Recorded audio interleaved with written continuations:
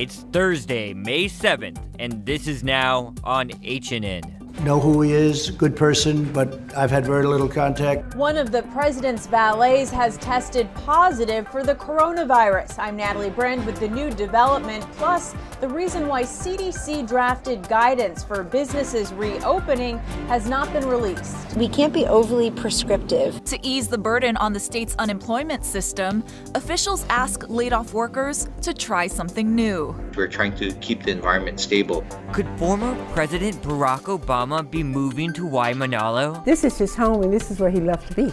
State records have some people thinking it's possible. These stories plus the zipper lane is returning, coming up on This Is Now.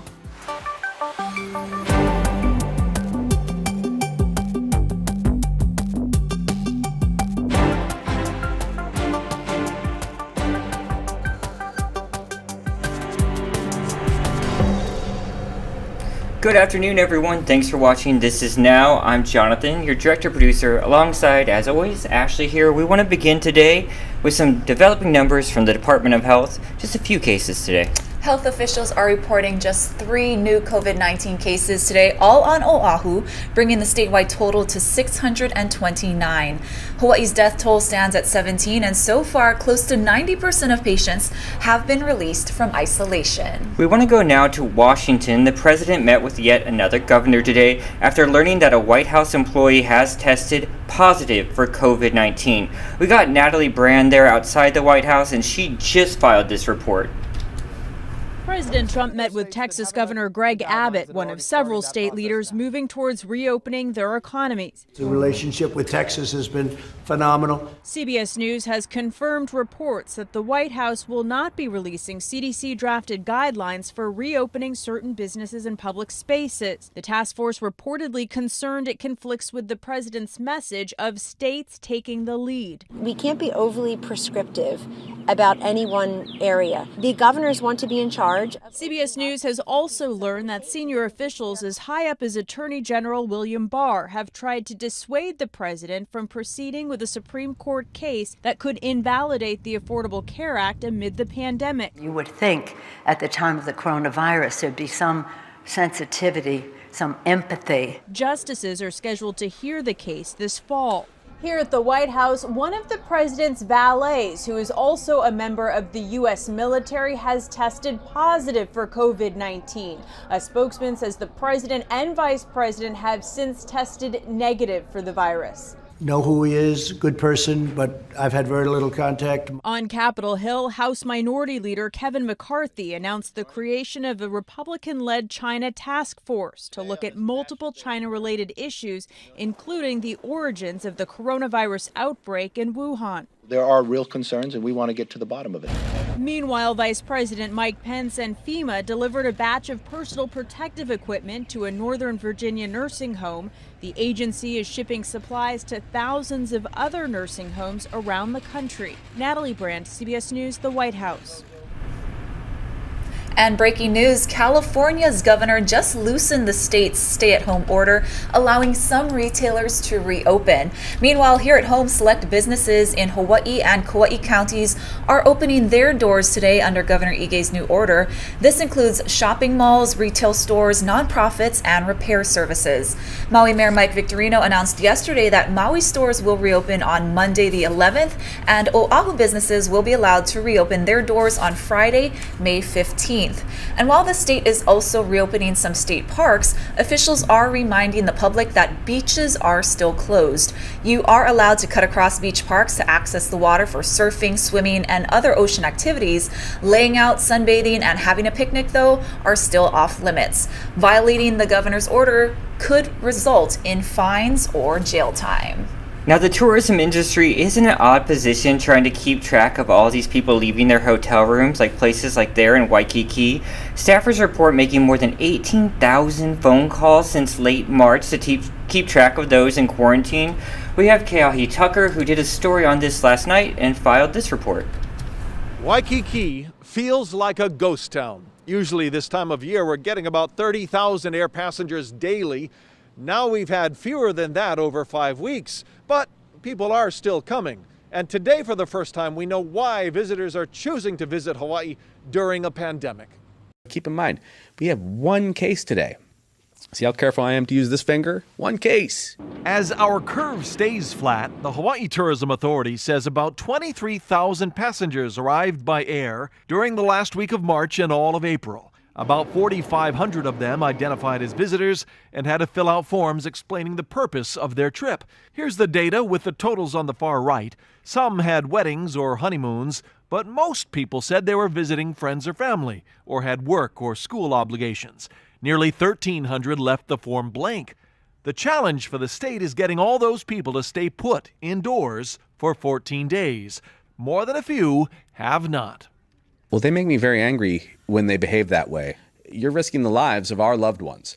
Lieutenant Governor Josh Green is working on a plan to eventually restart tourism. There is not going to be an easy way.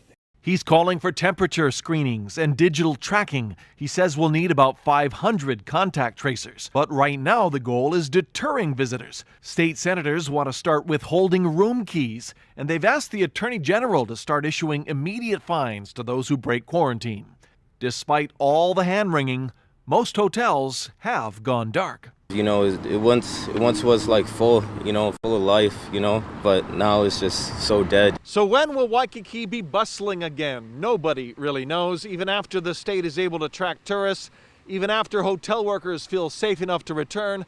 You gotta wonder how many families will be able to afford trips to Hawaii as the world climbs out of a global recession. In Waikiki, Keahi Tucker, Hawaii News Now. Now, people coming to Hawaii will no longer be able to rent a car during their 14-day quarantine. It's the latest mandate under Governor Ige's emergency proclamation and another disincentive for tourists to come here as the state struggles to enforce the self-isolation rules. And you saw it live on our HNN Digital platforms just a short time ago. The director of the State Labor Department, Scott Murakami, and Governor Ige just held a briefing. Let's listen in. Truly, we've made tremendous progress, I think, in the last few weeks, and certainly just the number of benefits that have been paid out, especially recently, is accelerating. So it's great to see unemployment benefits actually reaching those who are unemployed. Sure.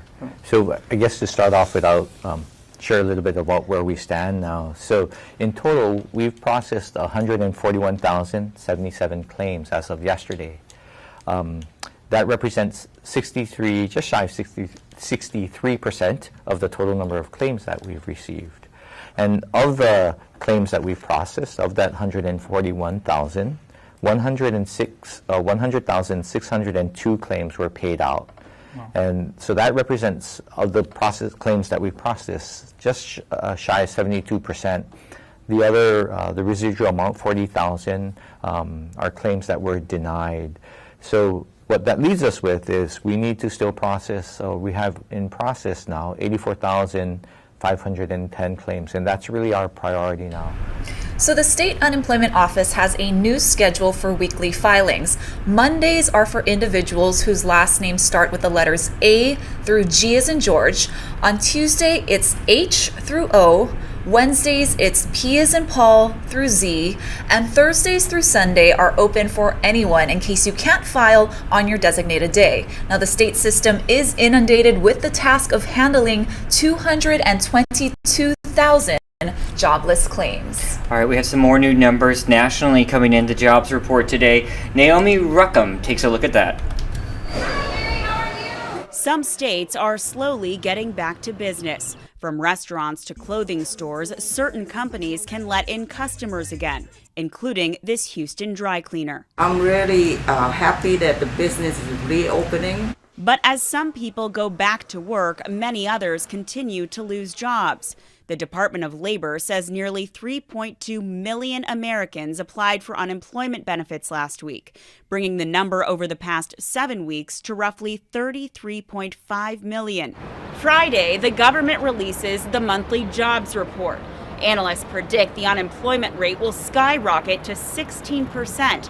That's up from the 50-year low of just 3.5% back in February.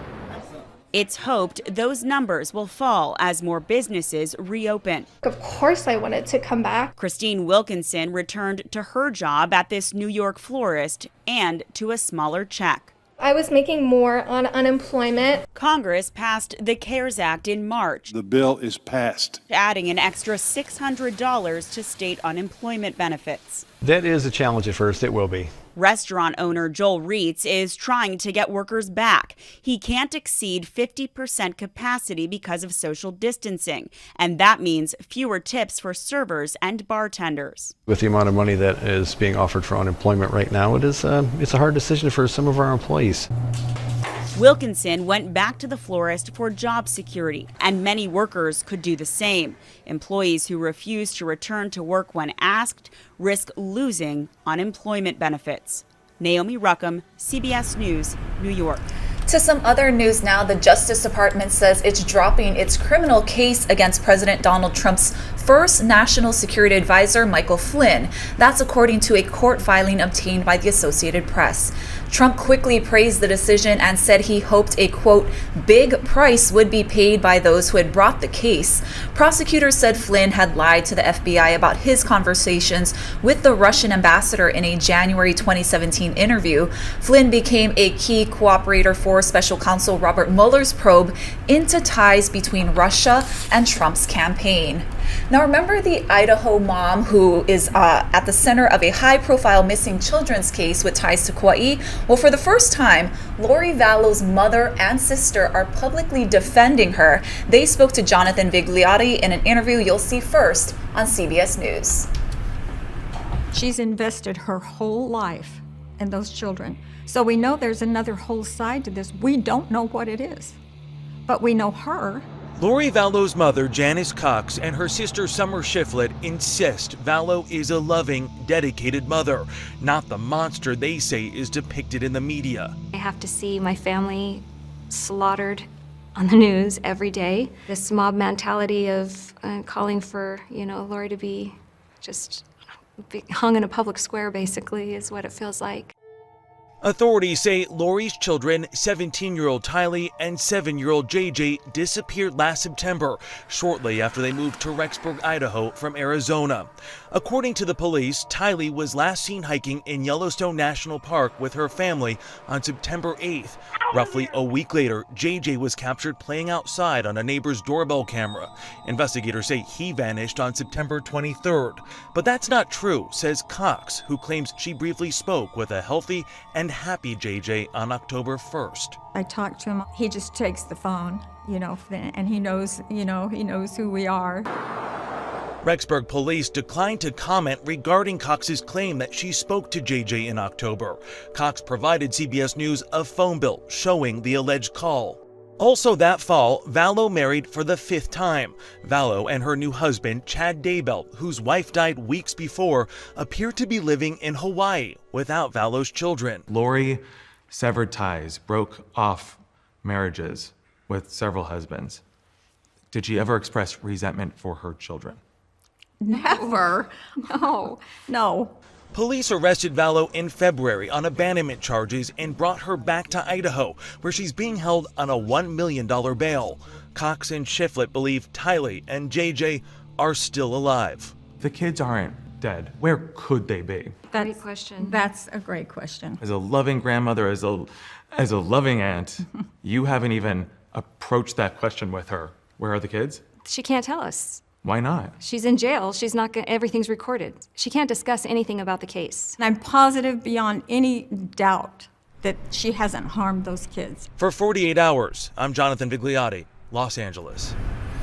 Wow, some interesting developments there. There's much more to that interview that's going to be playing out on the upcoming episode of 48 Hours, so we'll have to stay tuned to that as well. Absolutely. And in world news, Hong Kong Customs says it made a record-breaking seizure of dried shark fins. Officials say they seized 26 metric tons of fins taken from about 38,500 endangered sharks with a value of about $1.1 million US.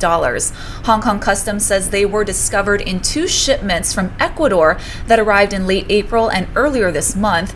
A 57-year-old man was arrested but is out on bail pending further investigation. Officials say the punishment for importing or exporting an endangered species without a license is up to a decade in prison and a fine of up to 1.3 million US dollars. All right, more international news now. We're learning new details about 2 American citizens who were detained in Venezuela. They are accused of being involved in a really bizarre and failed plot overthrow of the government there and the president.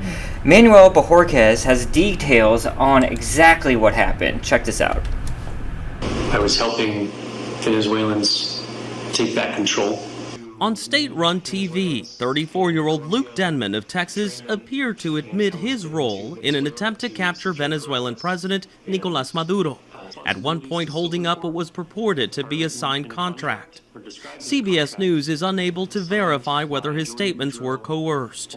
Maduro, who has been charged by the U.S. for drug smuggling, used the arrest of Denman and another former U.S. soldier, Aaron Berry, to swiftly blame Washington. Donald Trump, Mike Pompeo were directly behind this, he said. The U.S. considers Maduro a dictator and has condemned his oppressive regime, but the administration has denied any involvement. If we'd have been involved, it would have gone differently. Former Green Beret Jordan Goudreau, who runs a global security company in Florida, said that he advised the so-called Operation Gideon and was hired by a group that included the U.S.-backed opposition leader, Juan Guaido. Guaido has denied that. At 1700 hours, a daring amphibious raid was launched. Both Denman and Berry are associated with Goudreau's Florida-based company Silvercore USA. The company's website says Goudreau led international security teams for the president. Eric Farnsworth is the vice president of the Council of the Americas and a former senior U.S. diplomat. It's a very convenient thing to have happened, and one wonders, given how quickly this was identified and how quickly the perpetrators were rounded up, whether Maduro at least didn't know in advance and maybe had something to do with it as well. Law enforcement officials say Goudreau is under investigation for arms trafficking. We reached out to him for comment but have not heard back. Maduro said those 2 U.S. citizens would face trial in Venezuela. Manuel Bojorquez, CBS News, Miami. And now back to our coronavirus coverage. Retail giant Neiman Marcus filed for bankruptcy today as the pandemic continues to batter the industry. The company released a statement saying it entered into a restructuring agreement with its creditors. No store closings were announced. The 113-year-old company also operates the Bergdorf Goodman and Last Call chains. Neiman had 69 stores among the 3 brands as of last year. A bankrupt filing doesn't necessarily mean a company will go out of business. Many companies use bankruptcy to shed debt and other liabilities they can't afford while closing unprofitable operations and locations. Back here at home, as more businesses begin reopening across the state, the Department of Transportation says it will be resuming special use lanes operations, including Oahu's H1 zipper lane. Now, special use lane operations will resume today for Oahu and Hawaii Island. For Oahu, this includes the zipper lane, HOV lanes, and shoulder express lanes. On Hawaii Island, this only applies to the northbound contraflow on Kea'au Pahoa Road. On Kauai, the Kuhio Highway contraflow will resume on Monday after temporary work is completed at the Mauka Wailua Bridge. The special use lane operations were halted statewide after Governor Ige issued a stay-at-home order on March 25th. All right, another sign of things opening back up there. All right, we've been talking to all sorts of people in our checking in segment, but we haven't really talked about our furry friends too much. That's why I checked in today with my friend Jordan Lee, who owns Public Pet. All right, we're checking in now with Jordan Lee, the owner of the Public Pet in Kaimuki. Jordan, how's it going? Good, how are you? Thanks for having me. Really good, thank you. You guys have a specialty pet boutique that's right there in Kaimuki. You guys did not have to shut down, right? We didn't, yeah. We sell pet food and pet treats, so those are deemed essential. And tell me what life has been like at your business since everything went down. Since everything went down, I mean, it's definitely been slower. we have definitely, I would want to say our business has decreased maybe 40%. I want to say, we only allow people within maybe the first 6 feet of our shop. And then it's really just like curbside pickup, phone orders, or we're grabbing things for customers. So it's definitely been slower in our store and also in the neighborhood. And you guys have some specialty items that you don't normally get in like a grocery store. Explain why what you guys have is a little different. Yeah, so I mean, we carry like, raw dog food. So we definitely get that like delivered on a weekly basis. So it's not always going to be in shop, but we definitely try to keep that stocked up as much as we can. And then also to just offering like an assortment of different treats like locally made here in Hawaii. Did you have any supply chain troubles with the pandemic? There were a couple of vendors that we had our orders canceled on us, or we just really were waiting too long for it to arrive. So definitely in that respect. But for the most part, I mean, I'm really happy that the pet industry in general is showing that it's not slowing down. Like people still need their stuff. So our vendors and our distributors are still coming in at a regular basis. And I noticed on your Instagram, you guys are doing some special things. Even today, you guys are doing an IG Live. What's that all about? It's definitely just to check in also as well with our local artists and our local vendors that are in our shop and we sell their products. So just to let everybody know what they're doing, how they're also coping with the pandemic, and then, just to really promote them as artists or promote their products as well. And then are you having any specialty products, new things, sort of like cater to needs of the pandemic? I noticed you had some masks for humans, but any dog, pet, cat products? Definitely masks for humans. For the pandemic specifically, we don't have anything like COVID related to pets and pets in general, but we are actually selling a lot more on our online shop. So that's another thing that has really changed for us, where we're really just opening up our e-commerce side and it's really taken off. How would you describe that? What's the uptick? You say there's a good percentage of sales? I want to say, I mean, compared to how things were prior to the pandemic, we've definitely expanded our online shop almost about 300%. Wow. So yeah, like our product assortment has really increased. So we're trying more and more every day to just add things on there to see like if people will take a nibble at it. But for the most part, everyone's really ordering like treats or just like locally made toys. Awesome, Jordan. Thanks so much. Let's check out that online shop. So thanks for checking in with us. I appreciate it. Thank you so much. So important to remember to shop local these days, right? Absolutely. He has a great store too. It's so cool, and there's so much going in around there that we interviewed the store owners that were actually building a store right across the street from them. That's right. Yeah, very cool. Yeah. Go now Kaimaki. this story is generating some buzz. So the Obamas visit Oahu often. Yeah. They have lots of family and friends here still. And as Lynn Kwana reports, a construction project in Waimanalo has many wondering if a move is in the works. Neighbors have told us they've signed confidentiality agreements, so they can't provide details. But documents indicate the Obamas could be spending a lot more time in Hawaii. Much of this oceanfront Waimanalo property has been leveled, and new structural elements have gone up. According to state records, multiple houses and a guard shack will be built on the 3-acre property.